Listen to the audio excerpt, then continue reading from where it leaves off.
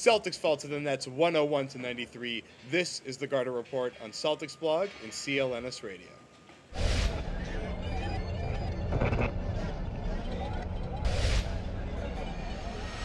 Celtics lose this one to the Nets. It's not looking too hot right now. They still sit in the 7th seed. New York still sits in the 2nd seed. We're going to look ahead to that potential matchup. But first, we're going to talk about this game. So they lose 101-93. Jimmy, the pick and roll from the Nets just ripped the Celtics apart in the second half. They're a big team. Joe Johnson kills Paul Pierce with those picks. Deron Williams, huge point guard. He used to give Rajon Rondo fits back when he was with the Jazz. Rondo couldn't guard him. Not that he's a great defender to begin with, but with size, that's Deron Williams' biggest advantage. And you saw it tonight. He took Avery Bradley out of the game. They didn't have an answer for him. They didn't have an answer for Joe Johnson. And then Brook Lopez with the same thing down low. It was the same issue. Yeah, I mean, Lopez has been showing a lot of willingness to take some outside jump shots, which has really kind of stretched the offense a little bit. Even when he misses those shots, it still has an influence on the way the Celtics defend against Lopez, and that really opens things up for guys like Deron Williams to drive and score. I mean, they're a dangerous offensive team when they can stretch the floor and bring size inside. I mean, it's a tough package to defend against. Well, the big thing that was really working for them was that, so KG would be on Lopez and Bradley or Lee or whoever would be on Williams, and they would run the pick and roll. KG usually shoots out, shows really hard on those screens. Williams would usually have to backtrack, but KG was sitting under them. I think KG looks a little bit rusty. We'll talk about that in a second. But every single is really loud right now. But so KG would not be able to hedge over. They'd be able to run that pick and roll a lot quicker. And Brandon Bass was not coming up to stop the lane. So Lopez was basically rolling to a wide open hoop. And a lot of that had to do with Jerry Stackhouse in the corner. But Brandon Bass, after making a lot of progress playing center while KG was out, last couple games, Jimmy, his defense in the post has not been very good. Yeah, Bass came out strong offensively, especially with that dunk over Lopez. But like you just said, perfectly. I mean, when he's out there, he's going to do it on both ends of the court. And if there's one, chink in the chain, then that's going to be the biggest issue. Because when one guy's not doing his job, everything just falls apart from there. I mean, the Nets are too good of a team, obviously. I mean, look at them. They're going to be the fourth or the fifth seed. I mean, they're too good of a team to just cheat off one guy. They're going to find him, and we saw that tonight. The Celtics were beat on a number of outside shots when they collapsed down low. They dish it back out for three, and they usually got burned. Yeah. And every team they're going to face in the Eastern Conference playoffs has a power forward that can stretch the floor and shoot. So, I mean, you're not going to get any easy matchups here. Like, you got to figure this out because you're going to play somebody that can exploit you. So they got 4 games left to figure it out. And I did deride Bass there, but Evans, let's take a look at that dunk again. I mean, that was a beautiful play by Bass there. Yeah. Good. Whoa. Good analysis. Good analysis. I totally agree. No, I mean, anytime you can put a guy in a poster, I mean, that gets the crowd pumped. Unfortunately for the Celtics, was that in the first quarter? Yeah. Yeah, it was like early on in the game, and that was their best quarter. So Bass had 8 in that quarter. How many points is that worth, getting the crowd pumped? You get like 8 points for that? No, it's worth 4. Oh, okay. So it's on the other side. It's on the other side of the box score. No, what I was going to say was, when a player does that, no, it's only worth 2 points, but it does do something to the team, to the crowd, where it gives you this thing called momentum. And I don't know if that matters in basketball or not. I know that it doesn't. Oh wait, it says here that the Celtics got. Right here it says momentum. 37.5% 3-point shooting. Yeah, they got killed. But the point was there wasn't enough of those plays tonight. All right, well, let's move on to the second segment. The Celtics are rusty right now, and KG especially, because he just came back. But they all look like they're playing with some rust. But let's hear what KG had to say about it after the game. Absolutely. I can be better, and I will be. I can be better in every part of my game. It's not just one decisive thing. Obviously my timing is off a little bit, and I'll get that. I'm super anxious around the basket, hurrying shots. The second half, I thought I was a lot better in motion and obviously consistency. And being consistent and being decisive on what I want to do. Sometimes I play against myself a little bit. But second half I thought I did a better job of just settling in, taking my shots, being more aggressive.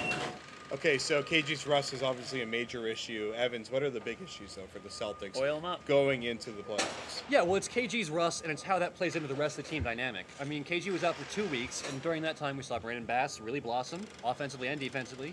We saw Jeff Green explode for 30 points a couple of times. And those two guys can't play the same roles they're used to with Kevin Garnett back in the mix. So now you got 4 games to reintegrate KG, and KG's got to do his thing, and Jeff Green and Brandon Bass have to fill in fill in the cracks, kind of. It's going to be kind of confusing, like who does what and like who slides into what role. I don't know what's going to happen. 4 games is not much time, especially when you're resting guys a lot of that time. So I don't know what's going to happen. Maybe you just don't play KG if he's an issue with his team. I'm just joking. No, but something that Stepping into some dangerous territory. You got me there. Yeah. I was joking, but something that I asked Doc before the game, he didn't really get into it much, is, the Celtics have a problem now because, like you said, KG's coming back, the new lineup with Green and like you said, Bass's new style of play or better style of play, they have to figure out how to make it all work in 4 games. But Doc also wants to rest guys like KG and that was Pierce. a good question, yeah. So how do you balance getting these guys used to playing with one another, but also giving them the rest that they need to be effective in the postseason? It's just tough. It's a tough thing to balance, and I'm not sure Doc.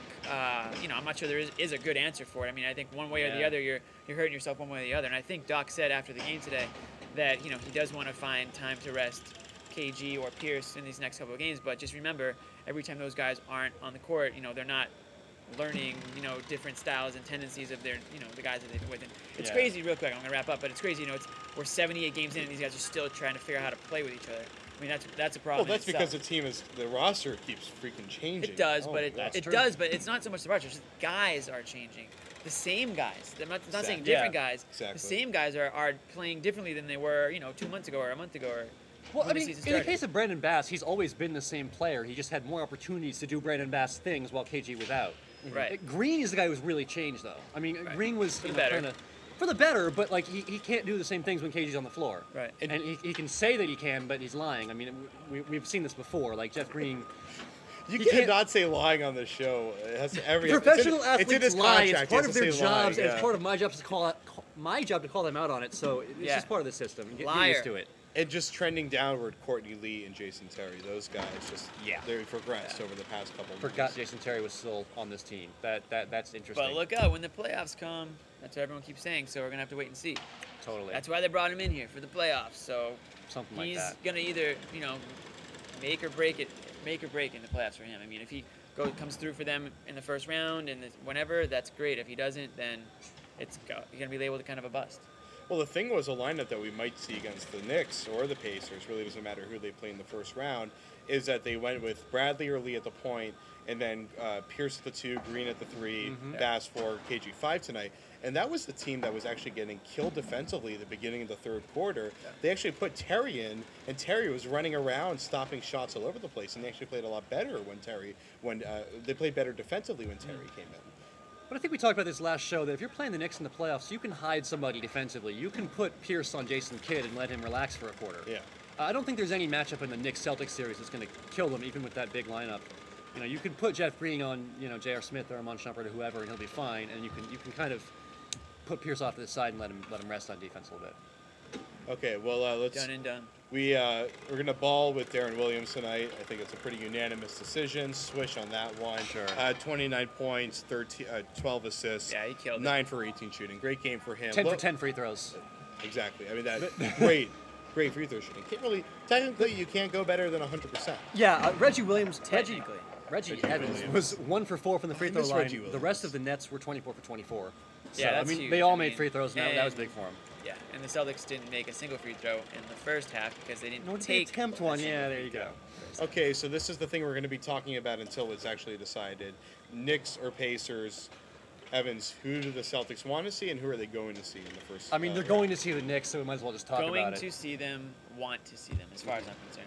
We don't even need to talk about the Pacers anymore. I just think it's the Knicks the whole way through. Yeah, no, I agree, and it's going to be an interesting matchup. I mean, I was just talking about how you can hide Paul Pierce defensively, but who's going to step up offensively in a shootout with Carmelo Anthony? I mean, he's been on fire the last couple of No, months. he's dangerous. And You I just don't. said it before, Jeff Green. Of course. Maybe that's not even He's a joke gonna anymore. have to, Maybe though. we're actually talking about that. It's a at this point. semi-joke. That's why it's a It's good a joke. semi-joke Because that- yeah. it's believable, but probably not likely. The best comedy is tragedy. That's what they always say, right? Yeah, but the thing was, we saw Jeff Green try to defend the new Carmelo Anthony, who's basically a power forward on the block now. Yeah. It did not go very well. Yeah. Bass did a decent job, but while Bass could match up at Melo's power, couldn't keep up with the speed. Melo drop stepping to the baseline, just blow him by. Melo's as good a finisher at the rim as any big man in the game. I mean, Melo's turned into an elite power forward during this winning streak. It's been amazing to I mean, watch. it's going to be Pierce and Green, or those two guys are going to have their hands full all series because depending on how far they get, it's going to be Melo first, second round, whoever that could be, and then you get the Heat. So Then it's you get- LeBron, and it's that whole thing. Well, you get and, Paul George, and then you get LeBron in round 3. Right. You got to You Paul get a giant small forward. No Can't matter write who a- you Best play. case scenario, you survive 2 rounds of getting the crap beat out of Right, you, yeah, you and then can't- you get the crap beat out of you by LeBron James. Right. Have fun with that. That's Exactly. called the playoffs. That's what Exactly. it's all about, Eastern right? Conference, just get the crap beat out of you. Right. So I mean, that's going to be. And then I mean, face the good teams. Jeff Green. The good thing about Jeff Green is he's, we're talking about Pierce and KG. Well, those guys have a lot of miles, but Jeff Green, I mean, he can go 42 minutes, and he's going to be dead at the end. But Can he? yeah, Yeah. Will he be physical for any of those 42 minutes? Maybe he's 2 going to of them? have to be. He doesn't have a choice. And I want to see playoff Jeff Green. I want to see what that looks like. Rebounding Jeff Green. He hasn't been physical, but tonight, Reggie Evans did not get a single offensive rebound.